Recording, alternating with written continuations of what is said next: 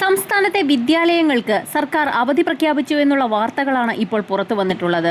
അവധിയുമായി ബന്ധപ്പെട്ടുള്ള എല്ലാ അറിയിപ്പുകളും സ്കൂൾ വാർത്തകളും ആദ്യം തന്നെ ലഭിക്കുന്നതിനായി ഈ ചാനൽ സബ്സ്ക്രൈബ് ചെയ്യാനും ഇൻഫർമേഷൻ കൂടുതൽ ആളുകളിലേക്ക് എത്തുന്നതിനായി വീഡിയോ ലൈക്ക് ചെയ്ത് കാണാനും മറക്കാതിരിക്കുക. സംസ്ഥാനത്തെ വിദ്യാലയങ്ങൾക്ക് സർക്കാർ അവധി പ്രഖ്യാപിച്ചു.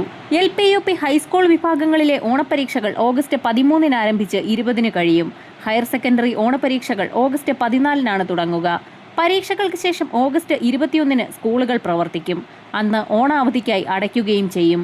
ഓണാവധിക്ക് ശേഷം ഓഗസ്റ്റ് 31 വിദ്യാലയങ്ങൾ തുറക്കും. പതിവിൽ നിന്ന് വ്യത്യസ്തമായി ഇത്തവണ 10 ദിവസം അവധി ലഭിക്കുകയില്ല. 9 ദിവസം മാത്രമേ ഓണാവധി നൽകിയിട്ടുള്ളൂ. സംസ്ഥാനത്ത് സർക്കാർ ഓഗസ്റ്റ് 22 മുതൽ 30 വരെയാണ് ഓണാവധി പ്രഖ്യാപിച്ചിരിക്കുന്നത്. ഓണപരീക്ഷയ്ക്ക് ശേഷം ഓഗസ്റ്റ് 21 ഓണാഘോഷത്തോടുകൂടി സ്കൂളുകൾ അടയ്ക്കും. വരും മണിക്കൂറുകളിലെ അവധിയറിയിപ്പുകൾ കൃത്യമായി ലഭിക്കുന്നതിനായി ചാനൽ സബ്സ്ക്രൈബ് ചെയ്യാൻ മറക്കാതിരിക്കുക.